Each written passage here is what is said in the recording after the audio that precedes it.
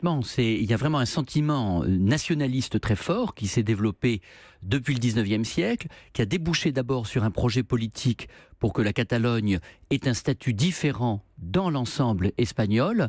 Et puis, au cours des toutes dernières années, il y a 5 ans, une évolution de ce sentiment nationaliste vers une demande d'indépendance, ce qui est relativement nouveau, parce qu'auparavant, le nationalisme était plutôt dans le cadre d'une négociation avec l'État espagnol, en disant, voilà, la Catalogne est une région très singulière en Espagne, et nous méritons d'avoir nos institutions à nous.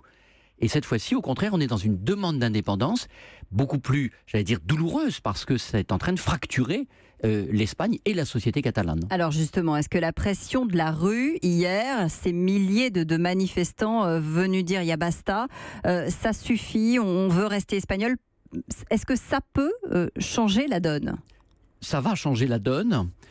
Ça change en tout cas le rapport de force. Ça change le rapport de force. Il y a aussi toutes les décisions qui ont été annoncées par les grandes entreprises depuis mercredi dernier, qui sont en train, là pour le coup, de provoquer un vrai sentiment de vertige du côté des gouvernements indépendantistes. Il faut imaginer qu'en 2009, 11 banques avaient leurs sièges sociaux en Catalogne. Après les annonces qui ont été faites ces derniers jours, plus aucune. Et une entreprise comme par exemple les Eaux de Barcelone a annoncé qu'elle quittait Barcelone, en tout cas son siège social. Et 2 grandes entreprises très symboliques de la Catalogne, Freixenet et Codorniu, le cava catalan, le champagne catalan, eh bien, se retirent aussi.